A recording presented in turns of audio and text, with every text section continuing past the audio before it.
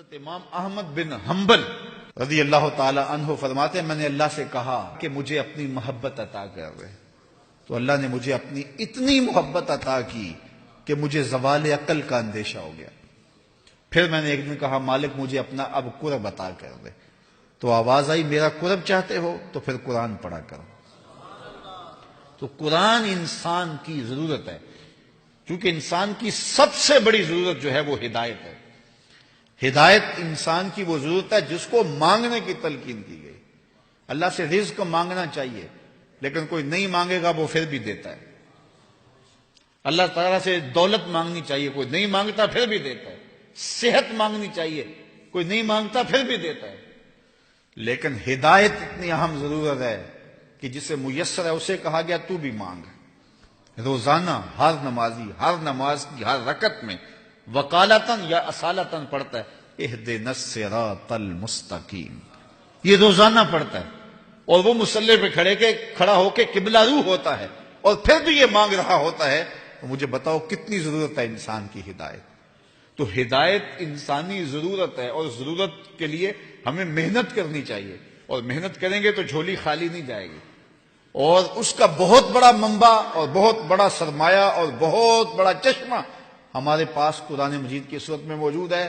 میں ایک اور بات کروں، کسی نبی کا کوئی معجزہ اس نبی کی امت کے پاس آج موجود نہیں ہے۔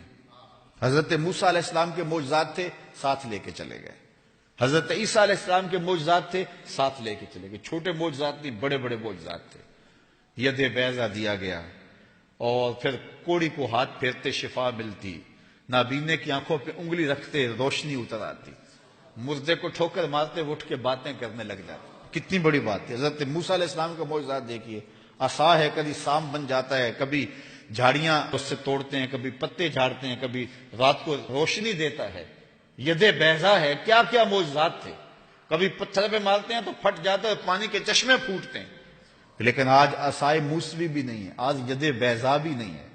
آج جو ہے وہ معجزات نبیوں کے ان کی امتوں کے پاس نہیں ہیں، اور میرے نبی علیہ السلام کا سب سے بڑا معجزہ قرآن آج بھی اصلی صورت میں ہمارے پاس موجود ہے۔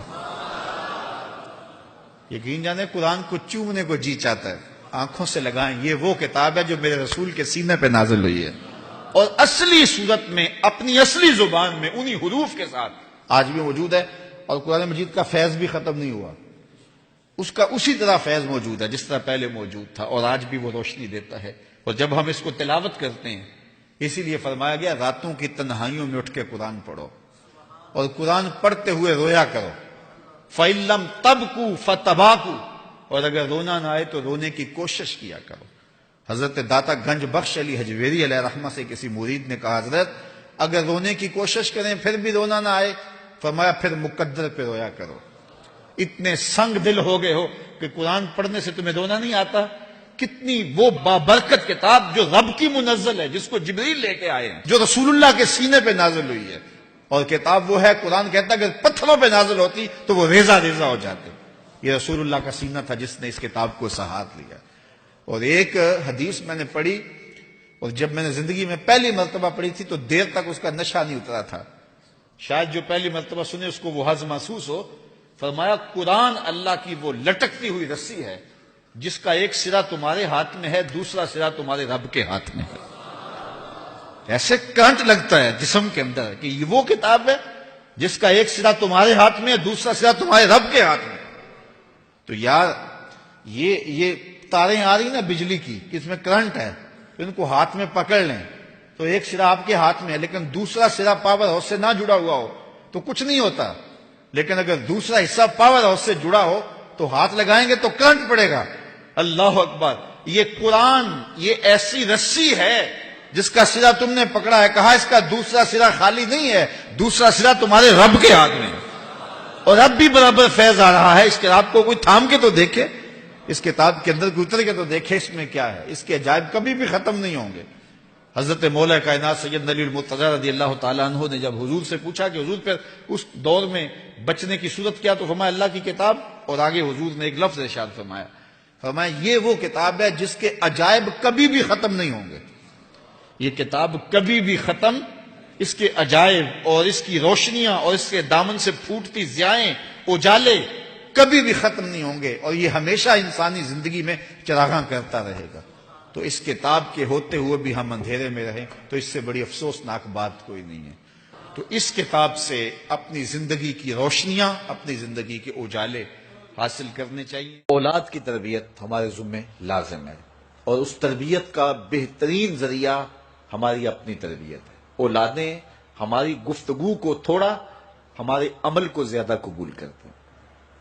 آج لوگ ہمارے پاس آتے ہیں، جی ہمارا بچہ نماز نہیں پڑھتا، چلو ہم نہیں پڑھتے یہ تو پڑھے، تو میں کہتا ہوں یہ کیوں پڑھے؟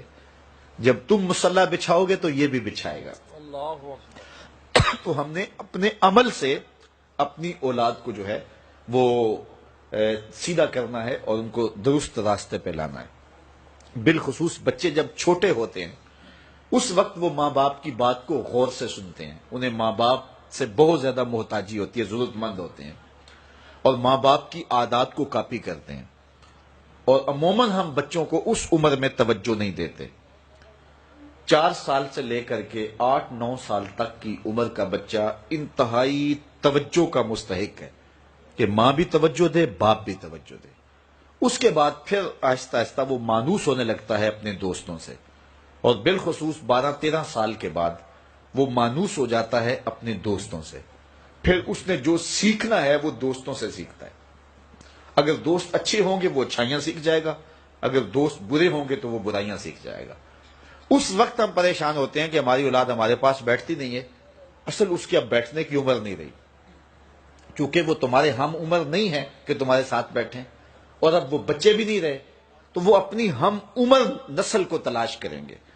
اس وقت ہم اگر اولاد کو کھینچیں گے تو وہ ہمارے پاس نہیں آئے گی۔ وقت جو تھا وہ ہم نے ضائع کر دیا۔ لیکن ہمیں پھر بھی اس دور میں اولاد سے غافل نہیں ہونا چاہیے۔ ہمیں ایک تو کوشش کرنی چاہیے کہ اچھے لوگوں کی دوستی ان بچوں کے ساتھ جو ہے وہ پیدا کرنے کی کوشش کریں۔ المرء علی دین خلیلہ فلینظر احدکم من یخالل، رسول اللہ صلی اللہ علیہ وسلم نے ارشاد فرمایا ہر شخص اپنے دوست کے دین پہ ہوتا ہے، تو جب وہ دوستی لگانے لگے تو دیکھے کہ وہ دوستی کس سے لگا رہا ہے۔ تو جب یہ عمر بچوں کی پہنچ جائے تو اس وقت یہ خیال کیا جائے۔ اور حضرت سیدنا علی المرتضی رضی اللہ تعالی عنہ نے فرمایا کہ 15 سال سے لے کر کے 20 سال تک کی عمر انتہائی اہم عمر ہے، اور اس عمر میں ہی نظریات بنتے ہیں اور خیالات پختہ ہوتے ہیں۔ تو جس نے اس عمر کو سنبھال لیا اس نے اپنی زندگی سنوار لی، اور جس کی یہ عمر بگڑ گئی اس کا سب کچھ بگڑ گیا۔ اس وقت میرے خیال کے مطابق 15 سے 20 سال تک کی اس عمر کو دوست بھی نہیں اتنا بگاڑ سکتے، معاشرہ بھی اتنا نہیں بگاڑ سکتا۔ اس عمر کو اس وقت سب سے زیادہ جو چیز بگاڑ رہی ہے وہ ہمارا سوشل میڈیا ہے، ہمارا الیکٹرانک میڈیا ہے، اور یہ موبائل جو ہر بچے کے ہاتھ میں آ گیا ہے۔ تو کم از کم 15 سال سے لے کر 20 سال تک کی عمر کے بچوں کو آپ موبائل لے کر نہ دیں، اور انتہائی ضرورت پر ان کو استعمال کرنے کی اجازت دیں۔ باقی ان کو اس عمر کے اندر اگر آپ نے اجازت فراہم کر دی اور وہ آپ کے کہے میں نہ رہے تو یہ ایسی بربادی ہے، ایسی تباہی ہے کہ جس کا ازالہ بعد میں بہت مشکل ممکن ہوگا۔ اس لیے اس وقت سب سے زیادہ ہمیں جو چیز نقصان پہنچا رہی ہے، ہماری معاشرت کو جو چیز کھوکھلا کر رہی ہے وہ یہ چیز ہے۔ یہ میں کل کی ایک رپورٹ پڑھ رہا تھا انڈیا کی، کہ انڈیا کا جو معاشرہ ہے اس میں جو نوجوان ہیں وہ بالکل اس میڈیا کی وجہ سے برباد ہو گئے، اور پاکستان میں بھی اس کے اثرات جو ہیں وہ بہت سارے ہیں۔ لیکن یہاں اب بھی کوئی شرم و حیا موجود ہے، لیکن اگر ہم نے اپنی نسل کے آگے بند نہ باندھا تو یہ میڈیا مغرب کی جانب سے ہماری معاشرتوں کو تباہ کرنے کے لیے ایک ہتھیار کے طور پہ استعمال کیا جا رہا ہے، اور ہماری نسل بڑی تیزی کے ساتھ جو ہے اس کا شکار ہو رہی ہے، اور گھر لٹ رہے ہیں، شرم و حیا وہ جو ہے وہ اس کا جنازہ نکل رہا ہے۔ تو اس حوالے سے والدین کو خصوصی توجہ دینے کی ضرورت ہے۔ پھر ہاتھ ملیں گے تو پھر جو ہے وہ اس کا کوئی علاج نہیں۔